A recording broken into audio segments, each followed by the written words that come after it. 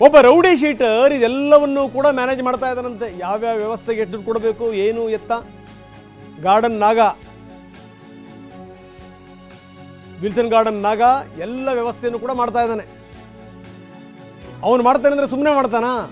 ಜೈಲಿನ ಅಧಿಕಾರಿಗಳು ಅವನ ಜೊತೆಗಿರ್ತಾರೆ. ಯಾವನೇ ಒಬ್ಬ ರೌಡಿ ಎಲ್ಲದನ್ನು ಕೂಡ ಇನಿಷಿಯೇಟಿವ್ ತಗೊಂಡು ಎಲ್ಲವನ್ನೂ ಮಾಡೋಕ್ಕೆ ಸಾಧ್ಯ ಇಲ್ಲ. ಅಲ್ಲಿ ಬೇರೆಯವ್ರ ಜೊತೆಗೆ ಒಂದು ಬೆಂಬಲ ಇರುತ್ತೆ. ಪೊಲೀಸರಿಗೆ ಗೊತ್ತಿಲ್ಲದೇ ಜೈಲೊಳಗಡೆ ಏನಾದರೂ ಆಗೋಕ್ಕೆ ಸಾಧ್ಯನಾ? ವಿಲ್ಸನ್ ಗಾರ್ಡನ್ ನಾಗನ ಕೃಪಾ ಕಟಾಕ್ಷ ಇದು. ಅವನಿಗೆ ಜೈಲಾಧಿಕಾರಿಗಳ ಆಶೀರ್ವಾದ ಇದೆ. ಕಿರಣ್, ಇದನ್ನೆಲ್ಲ ಮಾಡ್ತಿರುವಂಥವನು ವಿಲ್ಸನ್ ಗಾರ್ಡನ್ ನಾಗ ಅನ್ನುವಂಥ ಮಾತಿದೆ. ಜೊತೆಗೇನಂದರೆ ವಿಲ್ಸನ್ ಗಾರ್ಡನ್ ನಾಗ ಅವನೊಬ್ಬನೇ ಮಾಡೋಕ್ಕೆ ಸಾಧ್ಯನಾ? ಈ ಪೊಲೀಸರ ಬೆಂಬಲ ಇಲ್ಲದೇ, ಪೊಲೀಸರ ಸಹಕಾರ ಇಲ್ಲದೇ ಆಗ್ಲಿಕ್ಕೆ ಸಾಧ್ಯನಾ? ಅಥವಾ ಪೊಲೀಸರಿಗೆ ಏನು ತಲುಪಬೇಕು ಅದು ತಲುಪದೇ ಇದೆಲ್ಲದೂ ಕೂಡ ಆಗೋಕ್ಕೆ ಸಾಧ್ಯನಾ? ಒಟ್ಟಾರೆಯಾಗಿ ವ್ಯವಸ್ಥೆಯ ಲೋಪ ಅನ್ನುವಂಥದ್ದು ದೊಡ್ಡ ಮಟ್ಟದಲ್ಲಿ ಕಾಣ್ತಾ ಇಲ್ವಾ ಇದರಲ್ಲಿ? ಖಂಡಿತ ರಂಗನಾಥ್, ಈಗಾಗಲೇ ನಾನು ಹೇಳಿದ್ನಲ್ಲ,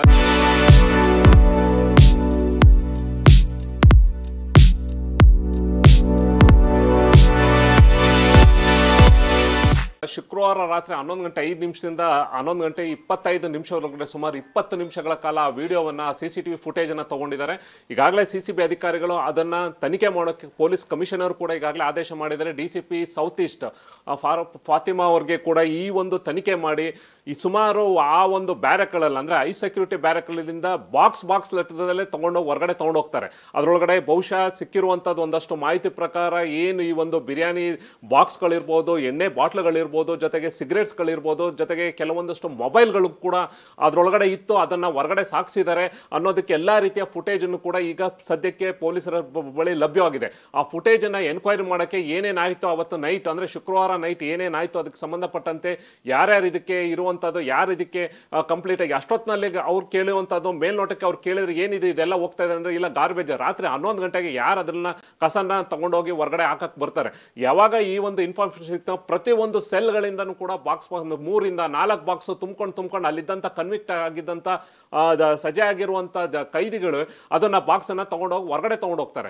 ಅದರೊಳಗಡೆ ಬಾಕ್ಸ್ ಒಳಗಡೆ ಏನೇನಿತ್ತು ಅದ್ರ ಬಗ್ಗೆ ಎಲ್ಲವೂ ಕೂಡ ತನಿಖೆ ಮಾಡೋಕ್ಕೆ ಎಲ್ಲ ರೀತಿ ಏನೇನು ವ್ಯವಸ್ಥೆ ಕೊಟ್ಟಿದ್ರು ಅನ್ನೋದ್ರ ಬಗ್ಗೆ ಈಗಾಗಲೇ DCP ಫಾತಿಮಾ ಅವರು ಕೂಡ ಈಗಾಗಲೇ ತನಿಖೆಯನ್ನು ಮಾಡ್ತಾ ಇದ್ದಾರೆ. ಈ ಸಂಬಂಧಪಟ್ಟಂತೆ ಇನ್ನೊಂದು ಕಡೆ ಜೈಲಲ್ಲಿ ಈಗಾಗಲೇ ಫೋಟೋ ಮತ್ತು ವಿಡಿಯೋ ರಿಲೀಸ್ ಆಯಿತು. ಅದನ್ನು ಕೂಡ ತನಿಖೆ ಮಾಡೋಕ್ಕೆ IGP ಆಗಿದ್ದಂಥ ಆನಂದ್ ರೆಡ್ಡಿ ಮತ್ತು ಸೋಮಶೇಖರ್ ಇಬ್ಬರು ಕೂಡ ಈಗಾಗಲೇ ಬರುವಂಥದ್ದು ಹೆಂಗೆ ಸಿಕ್ತು, ಹೆಂಗೆ ಹೊರಗಡೆ ಬಂತು, ಯಾಕೆಂದರೆ ಅವ್ರಿಗೂ ಕೂಡ ಇದೆಲ್ಲವೂ ಕೂಡ ವ್ಯವಸ್ಥೆ ಆಗ್ತಾ ಇದ್ರಿದೆ. ಆದರೆ ಮೇಲ್ನೋಟಕ್ಕೆ ಮಾತ್ರ ಏನೂ ಇಲ್ಲ. ನಾವು ಎಲ್ಲ ಕೈದಿಗಳಿಗೆ ನಾಮ್ಸ್ ಪ್ರಕಾರ ಜೈಲ ನಿಯಮ ಮ್ಯಾನ್ಯುವಲ್ ಪ್ರಕಾರ ಏನೇನು ವ್ಯವಸ್ಥೆ ಮಾಡೋಕೆ ಅಷ್ಟು ಮಾತ್ರ ಕೊಟ್ಟಿದ್ದೀವಿ ಅನ್ನೋದನ್ನು ಬಿಂಬಿಸೋಕ್ಕೆ ಒಂದು ಕಡೆ ಪ್ರಯತ್ನ ಮಾಡ್ತಾ ಇದ್ದಾರೆ. ಎಲ್ಲ ರೀತಿಯ ಸೌಲಭ್ಯಗಳನ್ನು ಕೂಡ ಈಗ ಸಂಬಂಧಪಟ್ಟಂತೆ ಕೊಟ್ಟಿರುವಂಥದ್ದು ಈಗ ಕಂಡು ಬರ್ತಾ ಇದೆ. ಇದ್ರ ಬಗ್ಗೆ ಕೂಡ ಸಂಪರ್ಕದಲ್ಲಿ ಕಿರಣ್, ಇನ್ನಷ್ಟು ಮತ್ತಷ್ಟು ವಿವರಗಳನ್ನು ನಿಮ್ಮಿಂದ ಪಡಿತೀವಿ.